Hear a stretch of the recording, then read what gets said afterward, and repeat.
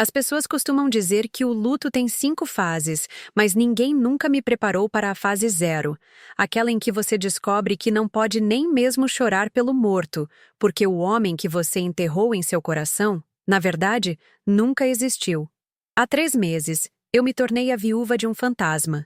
51 anos de casamento, de cafés da manhã compartilhados, de noites mal dormidas esperando ele voltar de viagem. Tudo isso virou uma fumaça densa e amarga na minha frente. Meu nome é Helena Amaral, tenho 78 anos, e a aliança de ouro que ainda teima em marcar meu dedo anelar é a prova física de uma mentira que respirei como ar por mais de meio século. A dor que sinto não é a da saudade, é a dor aguda e lancinante de ter a própria vida roubada, de olhar no espelho e não reconhecer a tola que fui.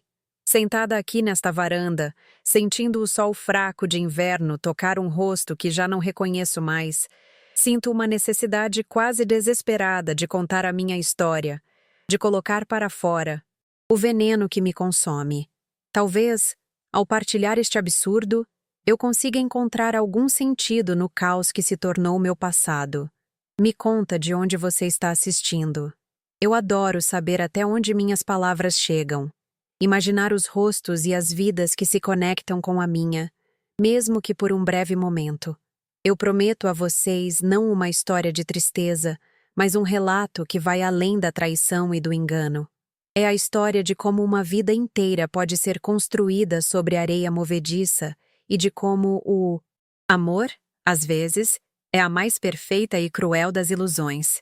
Uma ilusão que durou exatos 51 anos. Eu achava que minha dor era a maior do mundo no dia em que recebi o telefonema sobre o acidente fatal. Chorei por dias a fio, sentindo o peso da ausência de Roberto em cada canto desta casa. Mas essa dor, por mais real que parecesse, era apenas o prefácio de um horror muito maior.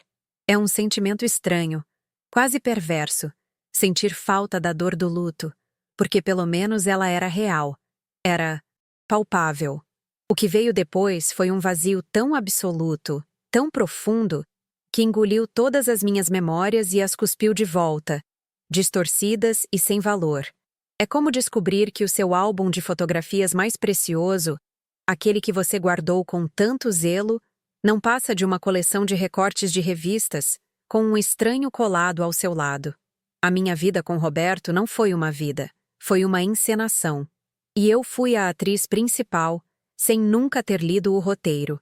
Tudo começou em Londrina, no Paraná, em 1974. O ar da cidade parecia mais puro, e o tempo, eu juro, passava mais devagar. Eu era uma moça de 27 anos, com sonhos que hoje soariam simples demais, quase infantis. Meu mundo era o balcão da farmácia onde eu trabalhava, o caminho de casa que eu conhecia de olhos fechados e as conversas na mesa de jantar com meus pais. Eu queria um amor tranquilo, uma família, uma casa com um pequeno jardim nos fundos. Era o que se esperava de nós, moças de família, e eu não desejava nada diferente. A vida era uma estrada previsível, e eu caminhava por ela sem pressa, acreditando que a felicidade estava logo ali, na próxima curva, esperando por mim com um sorriso gentil e um futuro seguro. Eu não tinha ideia de que a minha curva me levaria a um abismo. Foi então que Roberto apareceu, como um personagem saído de um filme que passava na matinê de domingo. Ele não era como os rapazes de Londrina, que tinham o cheiro da terra vermelha nas mãos. Ele cheirava a cidade grande, a São Paulo, como ele gostava de dizer.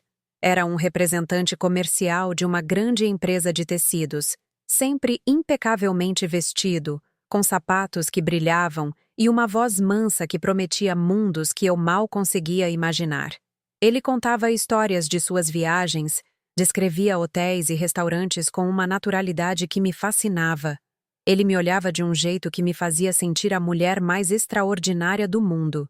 E eu, uma simples balconista, me agarrei àquele olhar como uma náufraga se agarra a um pedaço de madeira no meio do oceano. Nosso namoro foi um vendaval.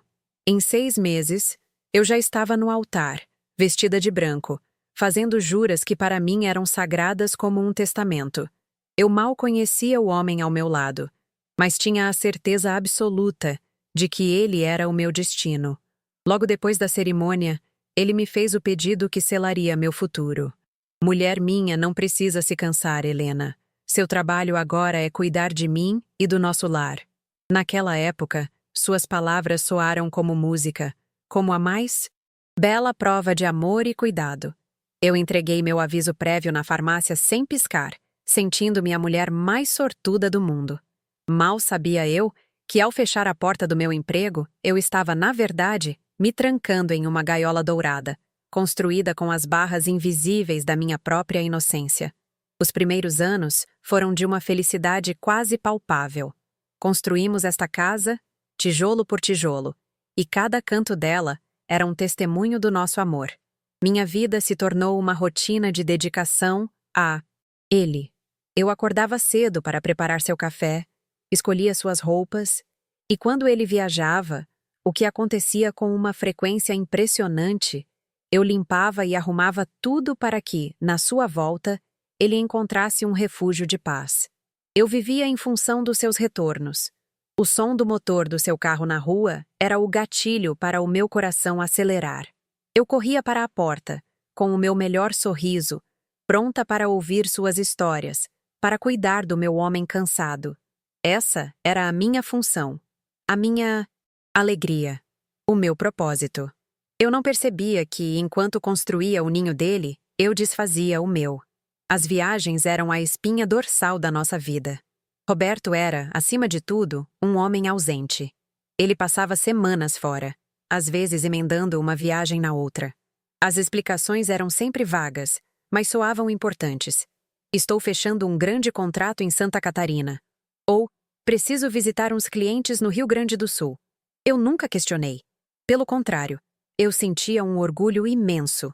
Meu marido era um homem importante, trabalhador, que se sacrificava por nós. Eu mostrava para as vizinhas os presentes que ele me trazia. Um lenço de seda, um perfume importado, pequenas provas materiais de um sucesso que eu nunca pude testemunhar de perto. Eu era casada com as histórias que ele contava, não com o homem que ele de fato era. E na minha ingenuidade, não via diferença alguma. Essa rotina de idas e vindas acabou nos isolando. Não criamos laços profundos com outros casais. Nossos fins de semana eram regidos pelo calendário de viagens dele. Quando ele estava em casa, queria descansar, ficar em família. Já passo a semana inteira rodeado de gente, meu amor. Em casa eu só quero você e a nossa paz, ele dizia. E eu, mais uma vez, entendia. Eu me tornei sua única confidente, sua única amiga, seu único elo com aquela cidade que ele nunca fez questão de chamar de sua. Ele era o meu universo, e eu, aparentemente, era o porto seguro dele. É assustador pensar como a solidão a dois pode ser tão facilmente confundida com cumplicidade, como o isolamento pode usar a máscara do amor exclusivo e protetor. E então veio Clara, nossa filha, a luz dos meus dias. A chegada dela pareceu solidificar nossa família, tornar tudo mais real, mais inquestionável. Roberto foi um pai extraordinário, nos poucos momentos em que exercia essa função. Quando estava em casa, ele se dedicava a ela com uma intensidade que me comovia. Ele a ensinou a andar de bicicleta no quintal, contava as melhores histórias para ela dormir, e seus olhos brilhavam de um jeito diferente quando olhava para ela. O amor que ele demonstrava por Clara era a minha prova final, a minha certeza de que tudo estava certo. Ninguém que ama uma filha daquele jeito poderia ser um homem mau, um homem falso. Era o que eu repetia para mim mesma. Aquele amor era o pilar que sustentava toda a estrutura da mentira. Financeiramente, eu vivia em uma redoma. Roberto cuidava de tudo. As contas da casa, os impostos, as despesas maiores, tudo era administrado por ele. Todo início de mês, ele me deixava uma quantia generosa de dinheiro em espécie dentro de uma gaveta da cômoda.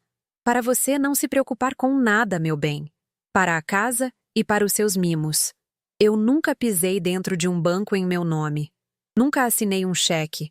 Nunca soube o que era ter uma conta conjunta. Ele me protegia das dores de cabeça do mundo, e eu me sentia amparada, cuidada. Era um arranjo perfeito. Ele era o provedor. Eu era a guardiã do lar. O que eu não via era que essa proteção era, na verdade, uma forma de controle absoluto, que me mantinha deliberadamente ignorante e completamente dependente dele. Hoje, com a clareza dolorosa da retrospectiva, eu consigo ver os pequenos sinais, as rachaduras finas na parede perfeita que ele construiu. Lembro de uma vez em que o telefone tocou de madrugada. Ele atendeu com um sussurro assustado e foi para o quintal conversar no frio, dizendo que era um problema da empresa. Lembro da sua aversão a fotografias em festas de conhecidos, sempre com a desculpa de que era um homem discreto.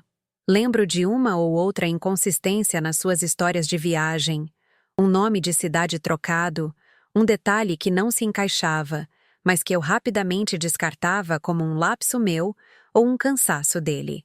Eram pequenas peças soltas de um quebra-cabeça que eu me recusava a montar. Penso em nosso aniversário de 25 anos de casamento. Ele não pôde estar aqui na data exata. Estava preso em uma feira têxtil em Curitiba. Voltou 2 dias depois, com o mais lindo colar de pérolas e um pedido de desculpas que me fez esquecer qualquer ponta de frustração. Tivemos nosso jantar comemorativo na cozinha, só nós dois, à luz de velas. Ele me disse que eu era a única razão da sua vida, que todo o seu esforço era para me ver feliz. Eu chorei de emoção, segurando as pérolas contra o meu peito. Hoje eu me pergunto, com quem ele passou a data real do nosso aniversário? Onde ele estava naquelas 48 horas de ausência? A lembrança, antes tão doce, agora tem o gosto amargo do veneno. E assim se passaram 51 anos. Uma vida inteira vivida na superfície calma de um lago que, eu não sabia, escondia em suas profundezas um monstro de mentiras. Eu me sentia uma mulher realizada. Tinha um marido dedicado, embora ausente, uma filha criada e encaminhada na vida, uma casa que era meu santuário. Eu acreditava na solidez do meu chão, na verdade das minhas paredes, no amor que me servia de teto. Eu envelheci ao lado de um homem que me deu tudo, menos a única coisa que realmente importa: a verdade. Eu estava adormecida, vivendo um sonho bom. Não imaginava que o despertar seria o meu pior e mais longo pesadelo. O gatilho para o desmoronamento da minha vida não foi um grito ou uma briga, mas o toque anônimo e burocrático de um telefone numa terça-feira de manhã. Eu estava no jardim, com as mãos sujas de terra, sentindo o cheiro úmido das minhas samambaias, num daqueles momentos de paz que a gente acredita que vão durar para sempre. A voz do outro lado era de um homem, formal, sem emoção, e ele se apresentou como um policial rodoviário. Ele disse as palavras acidente, fatal, Santa Catarina e Roberto. Cada palavra foi um golpe surdo no meu peito. O mundo ao meu redor ficou mudo. A cor das flores sumiu. Senti o aparelho de telefone escorregar da minha mão suada e se chocar contra o piso de lajota.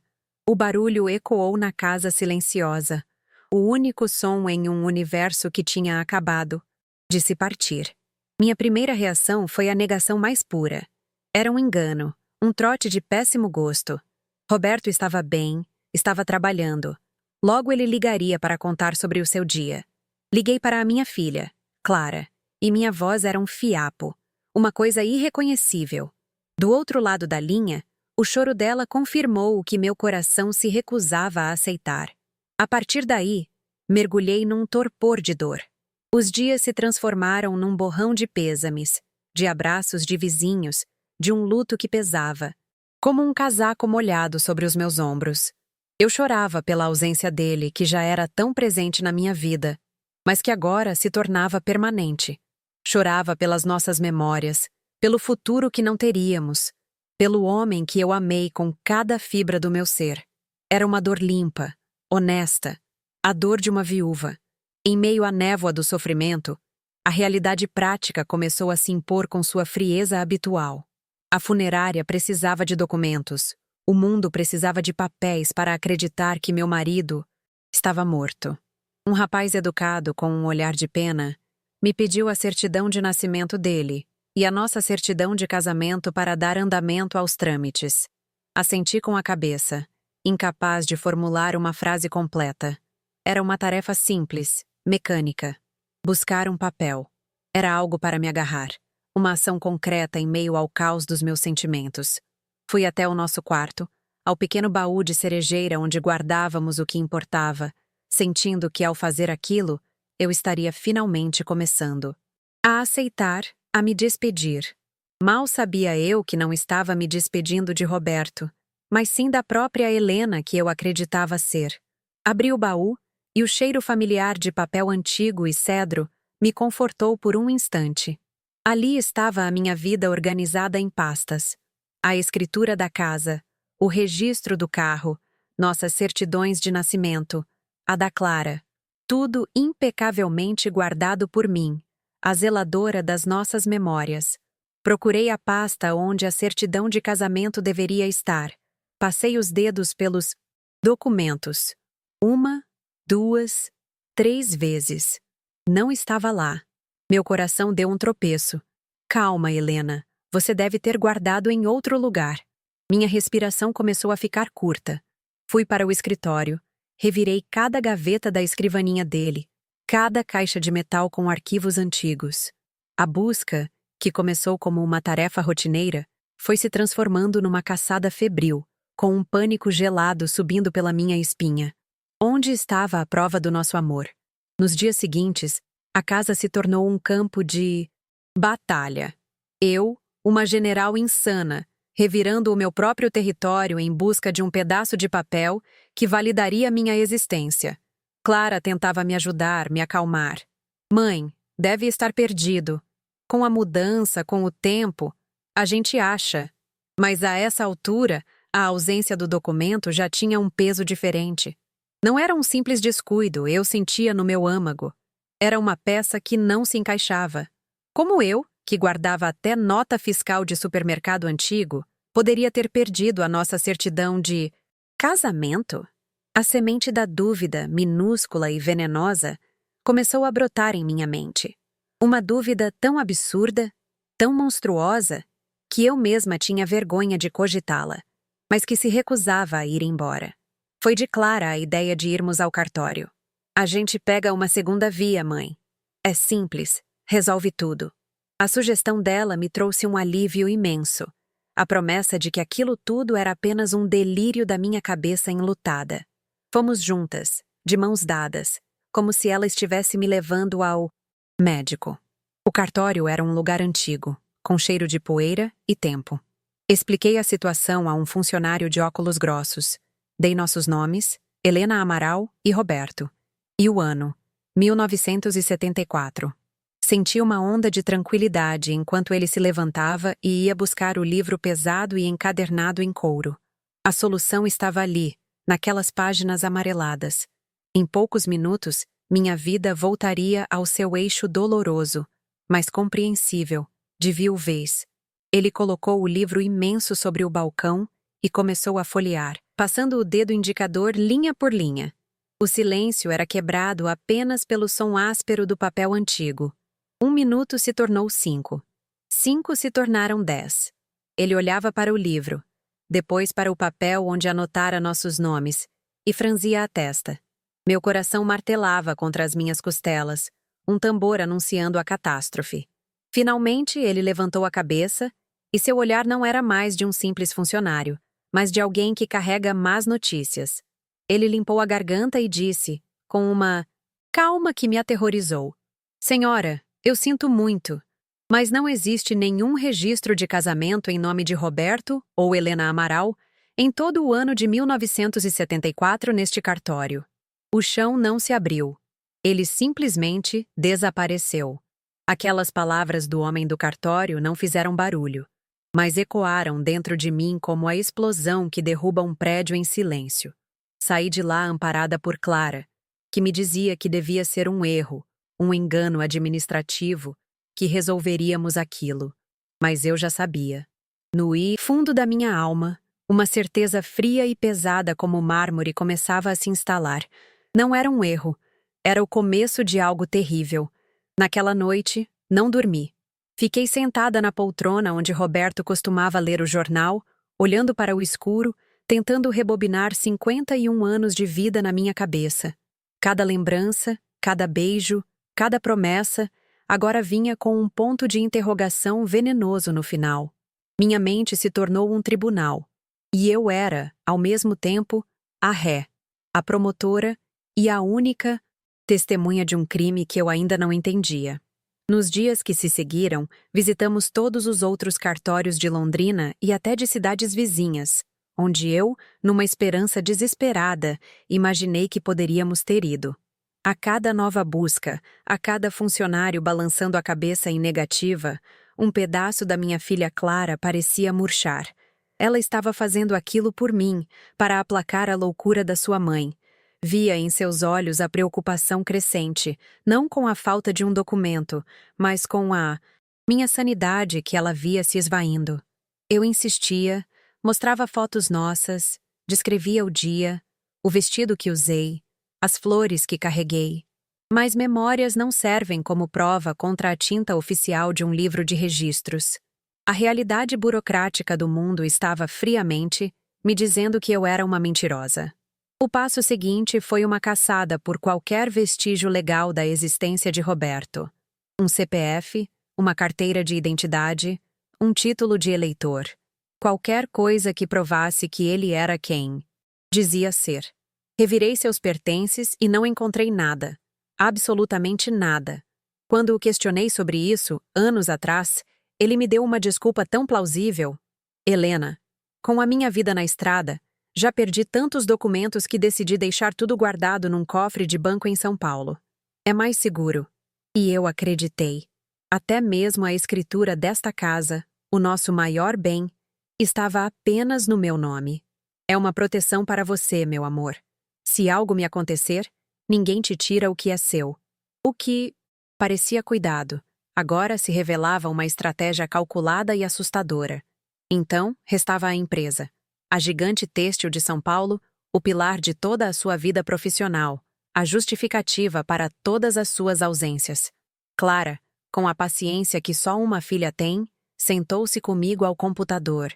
Digitamos todas as variações de nomes que conseguimos imaginar.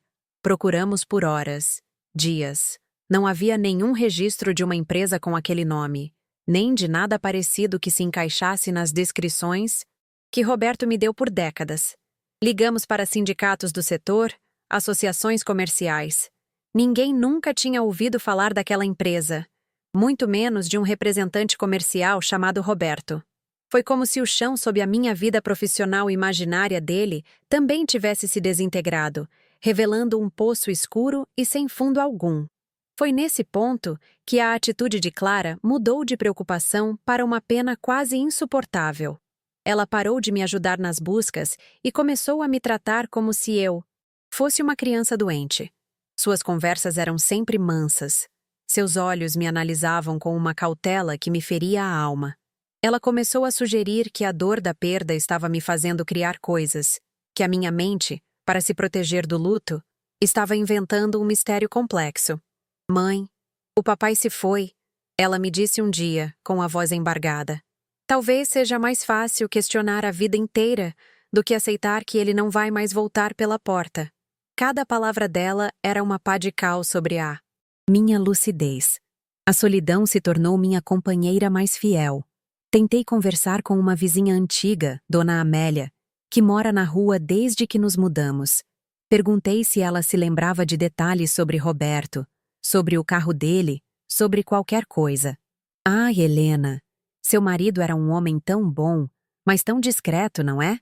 Viviam para vocês mesmos. Lembro dele sempre chegando e saindo, o coitado, trabalhando tanto por vocês. Os relatos eram sempre os mesmos. Um homem bom, trabalhador, mas, essencialmente um estranho, uma sombra que passava pela vida de todos sem deixar rastros. E nos olhares de pena, eu via a fofoca se formando. A pobre Helena enlouqueceu depois que o marido morreu. A conversa mais difícil que tive na vida foi com minha própria filha, numa tarde chuvosa que parecia o cenário perfeito para o meu drama. Ela segurou minhas mãos entre as dela e, com os olhos cheios de lágrimas, me implorou para procurar ajuda. Mãe, por favor, vamos a um médico. um terapeuta. A senhora não está bem. Está obcecada com essa história de que o papai não existiu. Eu tentei argumentar. Tentei mostrar as evidências da ausência de provas, mas tudo o que eu dizia soava, até para os meus próprios ouvidos, como o delírio de uma mente quebrada. Naquele momento, eu percebi que estava verdadeiramente sozinha. A única pessoa que eu tinha no mundo agora me olhava como se eu fosse uma estranha perigosa. Meu mundo interior se tornou uma câmara de tortura. Eu fechava os olhos e via o rosto de Roberto sorrindo para mim, mas o sorriso se desfazia, se tornava um deboche. Eu me lembrava de promessas sussurradas no meu ouvido durante a noite e o som da sua voz agora parecia oco, falso. Comecei a duvidar de tudo. Será que eu imaginei nosso casamento? Será que eu inventei as viagens? A linha entre a realidade e o delírio ficou tão tênue que eu mesma, por vários momentos, acreditei que Clara estava certa. Talvez eu fosse apenas uma velha louca. O luto pelo marido que morreu foi substituído pelo terror de ter amado um homem que era uma invenção da minha cabeça. Era um tipo de dor para a qual não existe nome. E como se a tortura psicológica não fosse suficiente, a realidade material bateu à minha porta. O dinheiro que Roberto deixava todo mês, obviamente, parou de aparecer. Eu, que nunca precisei me preocupar com uma conta de luz, de repente me vi diante de uma pilha de boletos. Fui ao banco verificar a nossa poupança, a reserva de emergência que ele sempre me garantiu que tínhamos para a velhice. O gerente, um rapaz jovem que me olhou com compaixão, me informou que não havia nenhuma conta, poupança ou investimento em meu nome ou no de Roberto naquela agência. O desamparo financeiro era a última humilhação. Eu não tinha apenas perdido meu passado. Eu estava prestes a perder meu futuro também. Foi então que algo mudou dentro de mim. A humilhação, o medo, a pena nos olhos dos outros, tudo isso se transformou em uma brasa de raiva, uma fúria fria e determinada, que eu não sabia que possuía. Se eu era louca, que fosse. Se eu estava sozinha, que fosse. Eu não precisava mais provar nada para ninguém, apenas para mim mesma. A mulher frágil e assustada deu lugar a uma investigadora. A minha missão não era mais lamentar um marido perdido, mas caçar um mentiroso. Eu precisava da verdade, mesmo que ela fosse a coisa mais monstruosa do mundo, pois somente ela poderia me devolver a mim mesma. Minha casa não era mais um santuário de luto. Tornou-se a cena de um crime que durou 51 anos. Passei a dedicar minhas noites a essa busca. Enquanto a cidade dormia, eu me sentava no pequeno escritório que fora dele, com uma lupa e um bloco de anotações. Eu não procurava mais por provas de amor, mas por falhas na mentira. Analisei cada um de seus poucos pertences com um olhar forense. Os livros que ele lia, as roupas que vestia, os pequenos objetos que guardava. Eu procurava por um nome, um número, uma anotação, qualquer coisa que não se encaixasse na narrativa perfeita que ele havia construído para mim. Era um trabalho exaustivo, que me consumia a alma, mas que pela primeira vez em meses me dava um senso de propósito. Eu não era a viúva louca. Eu era a guardiã de um segredo que precisava ser desvendado. Examinei seus paletós, um por um, sentindo os forros, enfiando a mão em bolsos que não eram usados há anos. Vasculhei a sua coleção de discos de vinil, procurando por algo escondido entre as capas. Abri cada livro da sua estante, folheando-os página por página, na esperança de encontrar um bilhete, uma anotação, um fio solto que eu pudesse puxar. A maioria não tinha nada. Eram apenas objetos de uma vida normal. Mas eu não desisti. A minha intuição, a mesma que fora enganada por tanto tempo, agora me gritava que a resposta estava ali, em algum lugar naquela casa, escondida à vista de todos, camuflada pela normalidade que ele tão engenhosamente fabricou ao longo de 5 décadas de mentiras. A primeira pista real, a primeira luz no fim do túnel, veio de um lugar inesperado. Dentro de um livro de poemas de Fernando Pessoa que ele gostava de ler para mim, encontrei algo que não pertencia àquele lugar. Não era uma carta de amor. Nenhuma foto. Era um velho bilhete de ônibus, quase se desfazendo, de uma viagem feita há quase 7 anos. O trajeto era de Florianópolis, em Santa Catarina, para uma cidadezinha do interior chamada Urubici. Um lugar que eu nunca tinha ouvido ele mencionar. Olhei na minha agenda daquele ano. Naquela semana, Roberto deveria estar em uma convenção de vendas em Porto Alegre, no Rio Grande do Sul. Pela primeira vez, eu tinha em mãos um documento, uma prova física e irrefutável de uma mentira. Aquele pequeno pedaço de papel amarelado foi como um copo de água no deserto. Minha sanidade, que eu mesma questionava, encontrou uma pequena âncora. Eu não estava louca. Havia algo para ser descoberto. Com um vigor renovado, comecei um novo projeto. Juntei todas as minhas agendas antigas, onde eu anotava com cuidado as datas e os destinos das viagens de Roberto. Comecei a cruzar essas informações com os poucos vestígios que encontrava pela casa. Um canhoto de talão de cheques de um banco que não era o nosso. Um cartão de um restaurante em uma cidade que não estava no seu roteiro. Lentamente comecei a montar um mapa. Não da vida que ele teve, mas das mentiras que ele contou. A geografia da sua trapaça. Foi essa nova linha de investigação que me levou de volta às suas malas de viagem, guardadas no alto do guarda-roupa. Eram 3, 2 mais novas que ele usava com frequência, e uma mais antiga, de couro já gasto, que ele raramente levava. Essa aí tem valor sentimental, Helena. Foi do meu pai. Ele sempre dizia. Eu sempre respeitei isso. Agora, aquela frase ecoava na minha mente com um tom sinistro. Se ele era um mentiroso, a sua sentimentalidade era, muito provavelmente, uma mentira também. Desci a mala pesada e empoeirada e a coloquei sobre a cama. O coração batia forte. Eu sentia, com uma certeza quase sobrenatural, que o que eu procurava estava ali dentro, guardado sob o pretexto de uma falsa nostalgia. Abri a mala e o cheiro de couro velho e guardado encheu o quarto. Por dentro, parecia vazia. Revirei os bolsos internos. Passei as mãos por todo o forro de tecido xadrez. Nada. A frustração começou a me invadir. Sentei na cama, desolada, olhando para o objeto inútil. Talvez Clara estivesse certa, afinal. Talvez eu estivesse apenas caçando fantasmas em malas vazias. Passei a mão pelo forro uma última vez, derrotada. E foi então que senti uma pequena saliência, uma dureza que não deveria estar ali. Bem no fundo, perto da costura. Não era um rasgo, era algo por baixo do tecido. Uma forma retangular, pequena. Algo fora costurado por dentro do forro, deliberadamente escondido. Um calafrio percorreu meu corpo inteiro. Eu havia encontrado. Com as mãos trêmulas e uma tesourinha de costura, piquei com cuidado a linha do forro da mala. O tecido velho cedeu fácil, revelando um pequeno objeto embrulhado num pedaço de flanela. Desenrolei o pano e o que encontrei foi uma chave. Uma chave pequena, de metal prateado, com um formato estranho, do tipo que serve para um cofre ou um diário. Estava presa a uma etiqueta de metal lisa, sem nenhuma inscrição. Não era uma chave de casa nem de carro. Era uma chave para um segredo. Segurei-a na palma da mão e senti seu peso, sua frieza. Era a primeira coisa sólida, a primeira verdade física que eu encontrava em meses de busca por fantasmas. Aquele pequeno pedaço de metal era a prova de que havia algo escondido.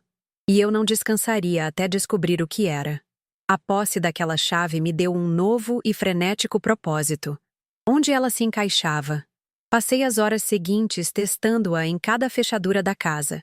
Nas gavetas da escrivaninha, nos pequenos armários do porão, até mesmo na caixa de joias da minha falecida mãe. Nada. A chave não se encaixava em lugar nenhum. A esperança que ardeu forte no meu peito começou a vacilar, dando lugar àquela sensação familiar de estar perseguindo uma miragem. Sentei-me exausta no chão do quarto, a chave inútil na minha mão. Olhei ao redor, para os móveis que eram testemunhas silenciosas da minha vida. Tudo parecia zombar de mim.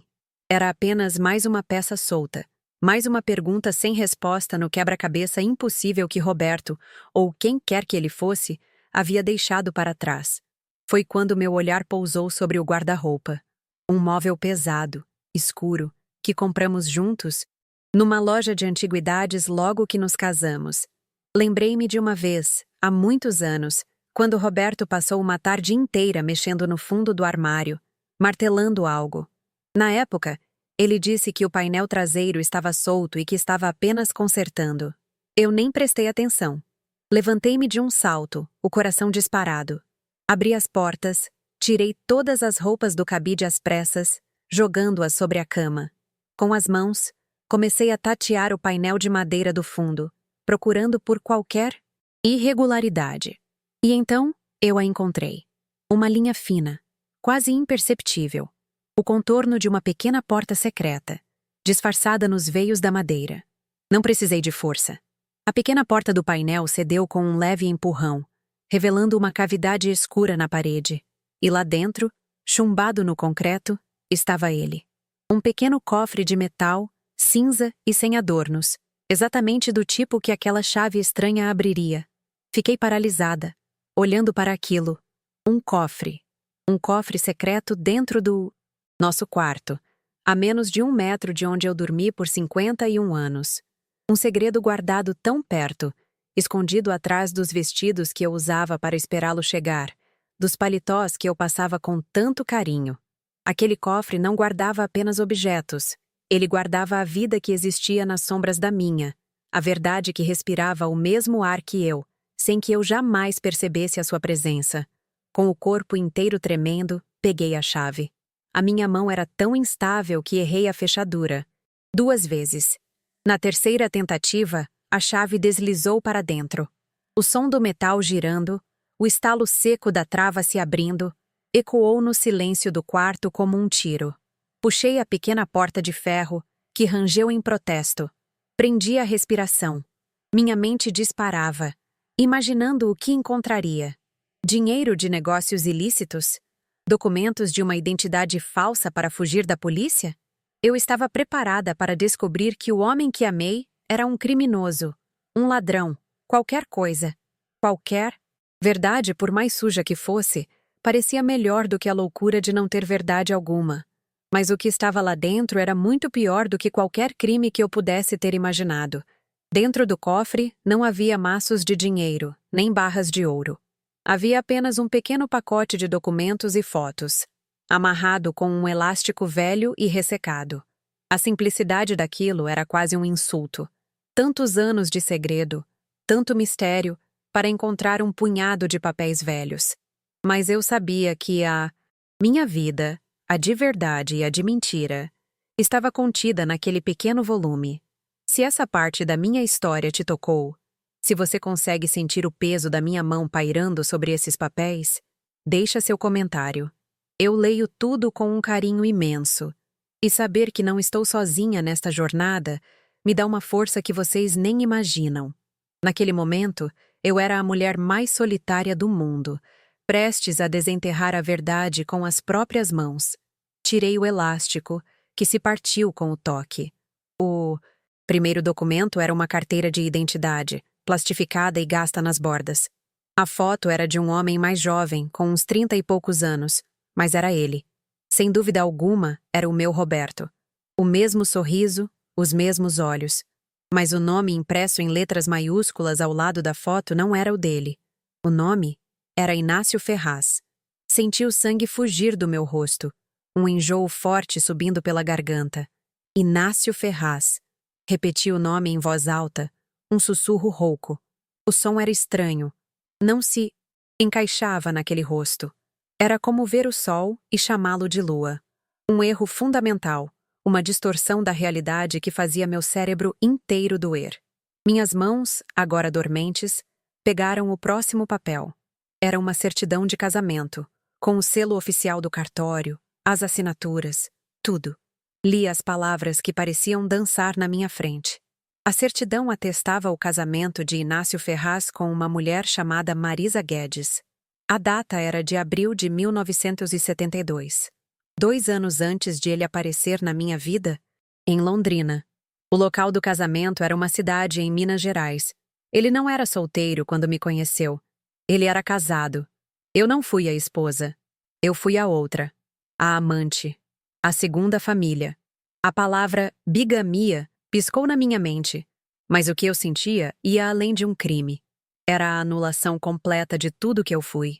Minha identidade de esposa, de pilar da família, era uma farsa. Embaixo da certidão estavam as fotos. Imagens de baixa qualidade, com as cores já desbotadas pelo tempo. Nelas, e era tão doloroso pensar nele com esse nome, sorria ao lado da tal Marisa. Uma foto na praia, outra num jardim, e então as fotos que me destruíram. Ele segurando um bebê recém-nascido no colo, ele empurrando um menininho num balanço. 2 crianças. Ele tinha 2 filhos, um menino e uma menina, pelas roupas. Ele tinha uma família completa, oficial, legal. E nós? Eu e Clara? O que éramos nós? Um desvio? Um passatempo que durou 51 anos? O amor que ele dedicava a Clara, que sempre foi minha prova máxima de sua bondade, de repente se tornou a mais cruel das performances. E então, no fundo do cofre, o último pedaço de papel. Um recorte de jornal, dobrado em 4, amarelado e frágil. Desdobrei-o com o cuidado de quem manuseia uma bomba. Era uma nota de obituário da seção de classificados. E ali, em letras pequenas e pretas, estava a verdade final, a mais inacreditável de todas. A nota lamentava o falecimento de Inácio Ferraz, amado esposo, pai e avô, vítima de um infarto. Fulminante. Li a data da morte. Fazia 5 anos. 5 anos. O ar me faltou por completo, como se um soco tivesse me atingido o estômago. Eu caí para trás, sentando com força na cama, o recorte de jornal tremendo na minha mão. Um zumbido alto tomou conta dos meus ouvidos. A realidade se rearranjou na minha cabeça com a violência de uma explosão. Roberto, ou melhor, Inácio, não tinha morrido há 3 meses num acidente de carro. Ele já estava morto há 5 anos. O luto que eu vivi, a dor que senti, o funeral que eu não pude organizar. Tudo era uma farsa sobre outra farsa. Ele não apenas viveu uma vida dupla, ele conseguiu a proeza de morrer 2 vezes. A sua mentira era tão poderosa, tão bem construída, que sobreviveu a ele. Ele se foi. Mas a sua criação, o personagem Roberto, continuou vivo, me enganando até mesmo do túmulo. E eu, Helena, chorei a morte de um homem que já estava enterrado há meia década. O absurdo era tanto que a única reação possível era o silêncio. Um silêncio total e absoluto. Naquela noite, depois de descobrir a verdade no fundo do cofre, eu não chorei. Sentei-me no chão do quarto, com os papéis e as fotos espalhados ao meu redor como os destroços de um naufrágio. Havia uma calma estranha, um silêncio absoluto que se instalou na minha alma. Era a quietude que vem depois que a tempestade arranca tudo, o telhado, as paredes, e deixa apenas o céu aberto acima de você. Eu olhava para a foto de Inácio com sua outra família e não sentia raiva, nem ciúmes. Eu sentia um distanciamento profundo, como se estivesse olhando para a história de uma completa estranha. A mulher que amou Roberto por 51 anos tinha morrido ali, naquele instante. E a mulher que sobrou, Helena, ainda não sabia quem era. Ela apenas sentou-se em silêncio, em meio às ruínas, esperando o sol nascer. No dia seguinte, chamei Clara. Não disse nada pelo telefone, apenas pedi que viesse. Arrumei as provas sobre a mesa da cozinha. A identidade de Inácio, a certidão de casamento com Marisa, as fotos dos outros filhos, o recorte do obituário. Quando ela chegou e viu tudo aquilo, seu rosto passou por uma transformação que nunca esquecerei. Primeiro a confusão, depois a negação, e então, quando seus olhos pararam no obituário de 5 anos atrás, a compreensão horrorizada. Ela não chorou, assim como eu. Apenas sentou-se, pegou a identidade do homem que ela chamou de pai a vida inteira e ficou olhando para ela, em silêncio. Naquele momento, a barreira de dúvida e pena que havia crescido entre nós se desfez. Ela finalmente acreditou em mim. E estávamos pela primeira vez juntas dentro do mesmo pesadelo. Nossas conversas, a partir dali, foram longas e dolorosas. Tivemos que reconstruir nosso passado juntas. Cada lembrança feliz da infância de Clara agora era assombrada pela pergunta: onde ele estava de verdade? O Dia dos Pais que ele passou com ela significava que ele esteve ausente para seus outros filhos. O Natal que ele passou conosco era um Natal longe da sua. Outra casa. Clara teve que lidar com o fato de que seu pai, seu herói, era um mentiroso compulsivo e que ela era fruto de uma relação que, aos olhos do mundo, não era legítima. A dor dela era diferente da minha, talvez mais aguda. Eu perdi um marido que nunca existiu. Ela perdeu um pai que era metade verdade, metade ficção, e agora precisava aprender a viver com essa dualidade. Por um breve momento, cogitamos procurar a outra família, contar a verdade para aquela mulher, Marisa, e para os filhos, de Inácio. Mas que direito tínhamos nós? O que isso traria além de mais dor? Ela provavelmente viveu sua própria versão de uma mentira, acreditando nas viagens de trabalho do marido. Destruir a paz dela, a memória que ela tinha do seu falecido esposo, para validar a nossa dor, me pareceu um ato de crueldade. Inácio, ou Roberto, era o nosso fardo, o nosso fantasma. Decidimos que essa história morreria conosco. A justiça que eu buscava não viria de uma vingança ou de uma revelação pública, mas da minha própria capacidade de sobreviver à verdade e de ajudar minha filha a fazer o mesmo. A arquitetura da mentira dele era, tenho que admitir, genial em sua perversidade. As viagens de trabalho eram a sua vida real em Minas. As semanas que ele passava em casa comigo eram as suas viagens de trabalho para a outra família. Ele equilibrou dois mundos por décadas, com uma frieza que me arrepia. Comecei a entender sua aversão a fotos, sua vida social restrita, a falta de documentos, tudo. Fazia parte de um plano meticuloso para manter suas duas realidades completamente separadas. Cheguei à conclusão, quase cômica de tão macabra, que em algumas de suas visitas a clientes, aqui no Sul, ele provavelmente visitava o próprio túmulo, para garantir que sua primeira vida continuasse devidamente enterrada, enquanto a segunda seguia intacta. Hoje, aos 78 anos, minha vida é muito diferente. O silêncio na casa já não é de luto, é de paz. Clara e eu nos tornamos mais próximas do que nunca. Há um entendimento entre nós que não precisa de palavras. Voltei a cuidar do meu jardim, mas não mais para esperar alguém. Cuido dele por mim, pela beleza das flores, pela sensação da terra nas minhas mãos. Não sou a viúva de Roberto, nem a vítima de Inácio. Estou aprendendo a ser simplesmente Helena, uma mulher que, no crepúsculo da vida, teve a chance de se conhecer pela primeira vez. Há dias difíceis, em que as sombras do passado teimam em aparecer, mas elas não me assustam mais. São apenas lembretes do quão forte me tornei. A dor mais profunda, eu percebi, não é a da traição. Não é pelo homem que perdi, pois o homem que eu amava era uma construção, um personagem.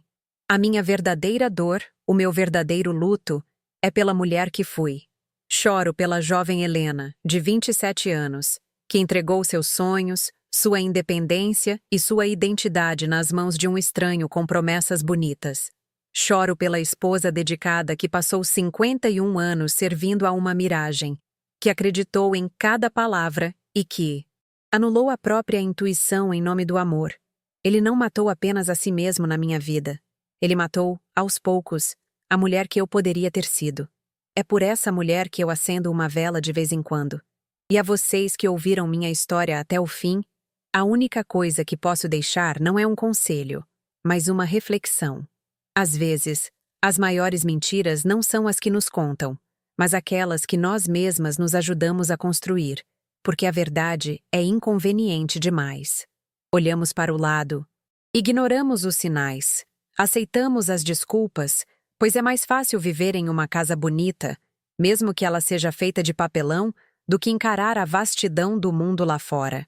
A verdade mais chocante que eu descobri não foi sobre o homem com quem vivi, foi sobre a minha própria capacidade de não querer ver.